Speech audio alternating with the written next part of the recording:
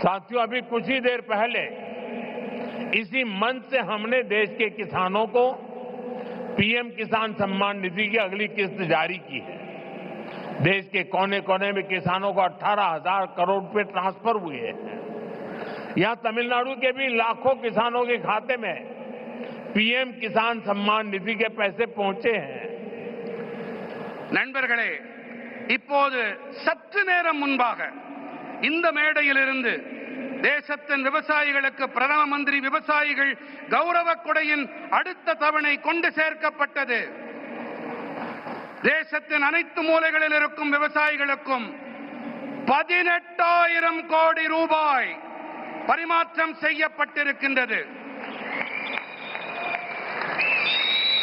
இங்கே தமிழ்நாட்டிலும் கூட பல லட்சம் விவசாயிகளின் வங்கிக் கணக்குகளிலும் பிரதம மந்திரி விவசாயிகள் கௌரவ கொடை அளிக்கப்பட்டிருக்கிறது.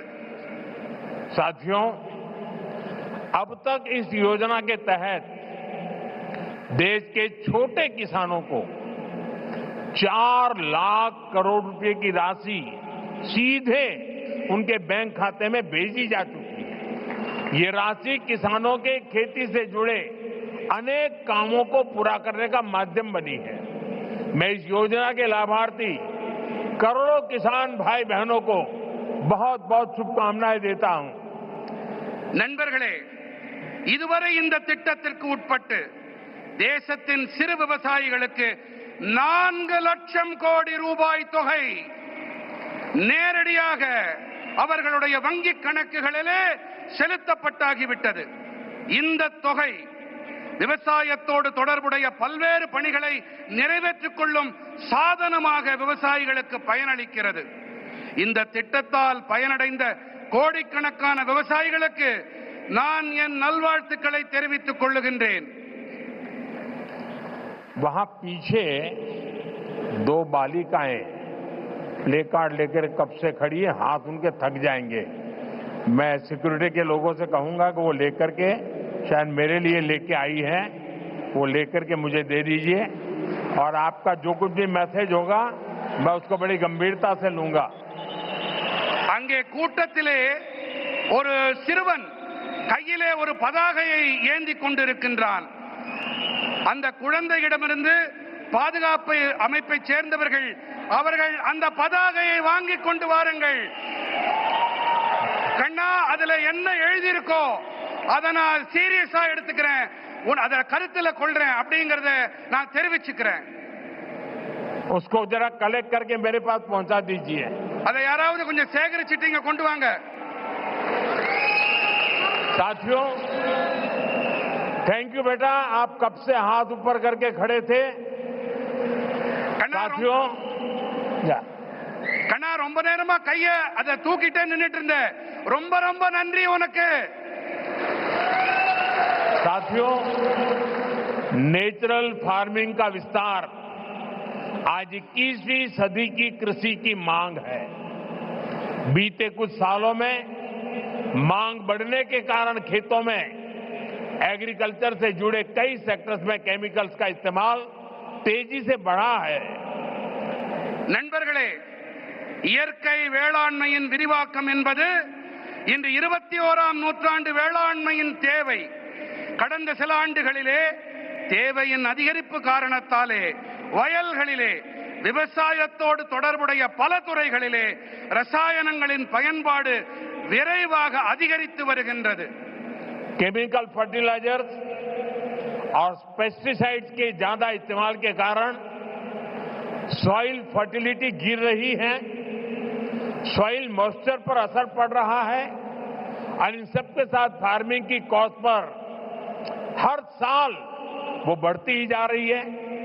इसका सॉल्यूशन क्रॉप डाइवर्सिफिकेशन और नेचुरल फार्मिंग से ही संभव है.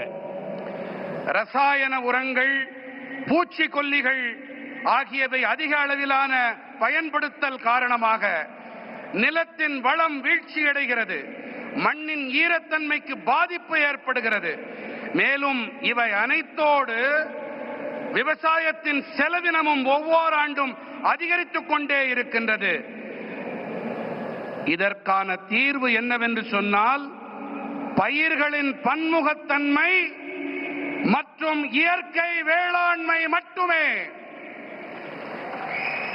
साथियों, हमारी मिट्टी की फर्टिलिटी और क्रॉप में न्यूट्रिशनल रिवाइवल के लिए हमें नेचुरल फार्मिंग के रास्ते पर बढ़ना ही होगा।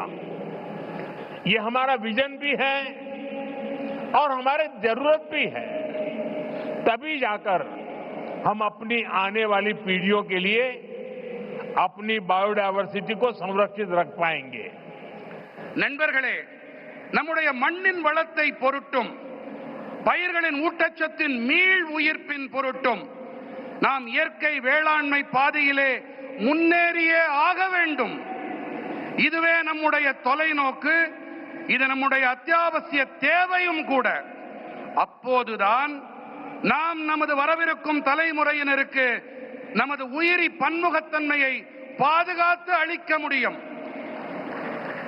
नेचुरल खेती हमें क्लाइमेट चेंज, मौसम में हो रहे बदलाव का सामना करने में मदद करती है।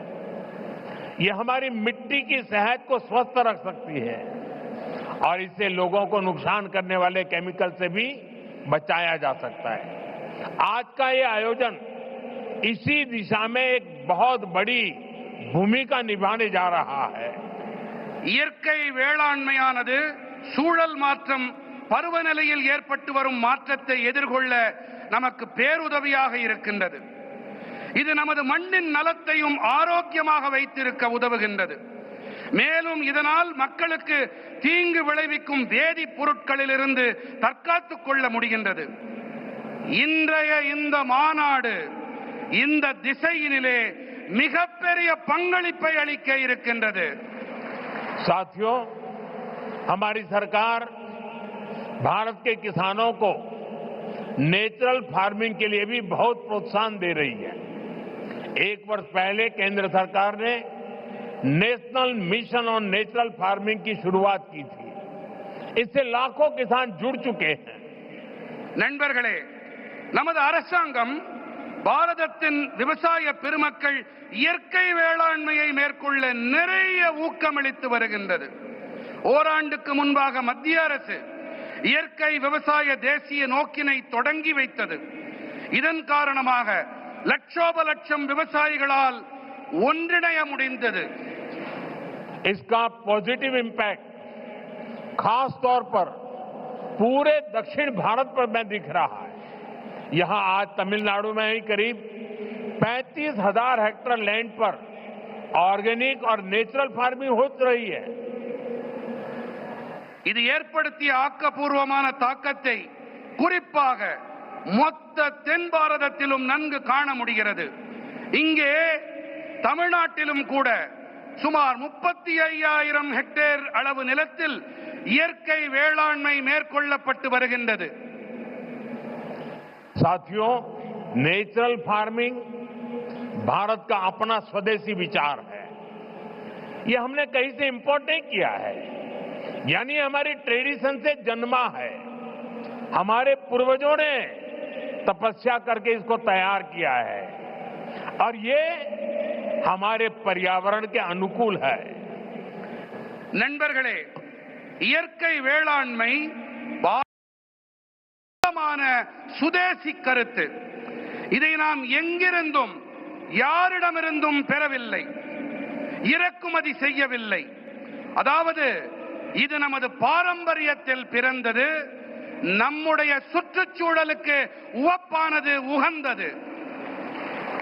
मुझे खुशी है कि दक्षिण भारत के किसान प्राकृतिक खेती की परंपराओं जैसे पंचगव्य, जीवामृत, बीजामृत, आच्छादन आदि को निरंतर अपनाए हुए हैं। ये परंपराएं मिट्टी का स्वास्थ्य बेहतर रखती हैं, फसलों को केमिकल मुक्त रखती हैं और इनपुट कॉस्ट बहुत कम कर देती है। தென்னிந்தியாவின் விவசாயிகள் இயற்கை வழி வேளாண்மையின் பாரம்பரியங்களான பஞ்சகவ்யம், ஜீவாமிர்தம், பீஜாமிர்தம் ஆச்சாதன் போன்றவற்றை நிரந்தரமாக உள்வாங்கிக் கொண்டிருக்கின்றார்கள் என்பது எனக்கு மட்டற்ற மகிழ்ச்சியை அளிக்கிறது. साथियों, नेचुरल फार्मिंग के साथ हम अगर श्री अन्न मिलेट्स की पैदावार जोड़ते हैं तो ये भी धरती मां की रक्षा में अहम भूमिका निभाते हैं. நண்பர்களே, இயற்கை வேளாண்மையோடு கூடவே நாம் ஸ்ரீ அன்னம் அதாவது சிறுதானியங்கள் பயிர் செய்வதையும் இணைக்க வேண்டும். இவை நம்முடைய இந்த பூமித்தாயின் பாதுகாப்பிற்கு சிறப்பான பங்களிப்பினை அளிக்கின்றது. तमिलनाडु में तो भगवान मुरुगन को शहद और श्री अन्न से बने तेनम तिनई मावुम उसका भोग लगाया जाता है. तमिल रीजन्स में कंबू और सामई, केरला कर्नाटका में रागी, तेलुगु भाषी राज्यों में सज्जा और जोन्ना ये पीढ़ियों से हमारे खान पान का हिस्सा रहे हैं. நம்முடைய தமிழ்நாட்டிலே முருகப்பெருமானுக்கு தேனும் தினைமாவையும் நிவேதன பொருட்களாக நாம் படைக்கின்றோம். தமிழ்நாட்டிலே கம்பும் சாமையும், கேரளத்திலே ராகி, தெலுங்கு பேசும் பகுதிகளிலே சஜ்ஜா மற்றும் ஜொன்னா ஆகியவை பல தலைமுறைகளாக நம்முடைய உணவு பழக்கத்தோடு ஒன்று கலந்தவை. हमारी सरकार का प्रयास है कि हमारा ये सुपर फूड दुनिया भर के बाजारों तक पहुंचे और वैश्विक बाजार में इनकी पहुंच बढ़ाने में natural farming, chemical free farming को भी इसकी भी बहुत बड़ी भूमिका है. इसलिए मैं समझता हूं इस समिट में इससे जुड़े प्रयासों पर भी अवश्य चर्चा होनी चाहिए.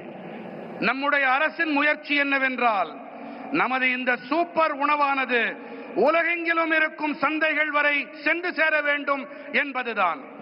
மேலும் உலகளாவிய சந்தைகளிலும் இவற்றின் வீச்சினை அதிகரிக்க இயற்கை வேளாண்மை, ரசாயனங்கள் இல்லா வேளாண்மை ஆகியவற்றுக்கு மிகப்பெரிய பங்களிப்பு இருக்கின்றது. ஆகையினால்தான் இந்த மாநாட்டிலே இதோடு தொடர்புடைய முயற்சிகள் தொடர்பாகவும் கண்டிப்பாக விவாதங்கள் நடைபெற வேண்டும் என்று நான் விரும்புகிறேன், கருதுகிறேன்.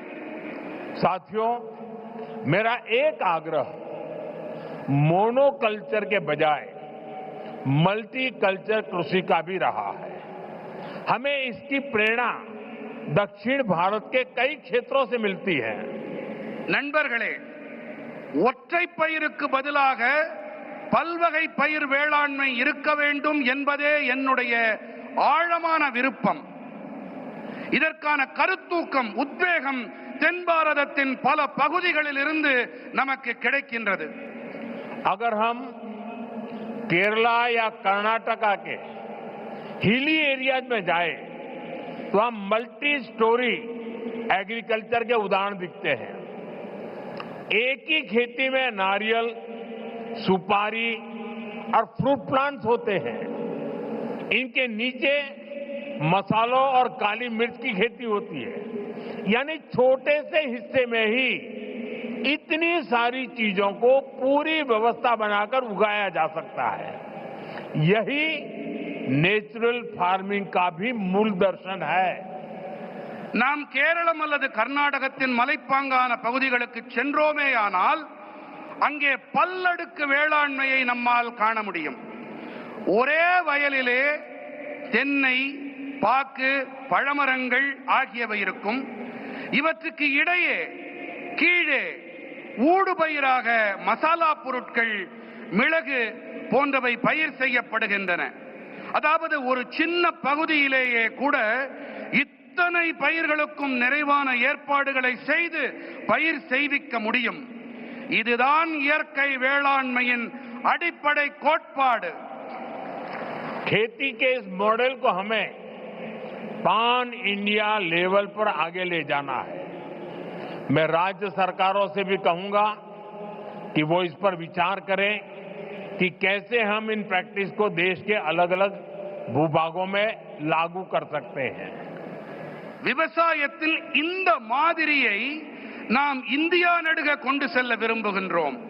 இதன் மீது கவனத்தை செலுத்த வேண்டும் என்று நான் மாநில அரசுகளிடம் வேண்டிக் கொள்ளுகின்றேன். அதாவது எப்படி இந்த வழிமுறைகளை தேசத்தின் பல்வேறு பகுதிகளிலும் அமல் செய்வது என்பதை நாம் ஆராய வேண்டும்.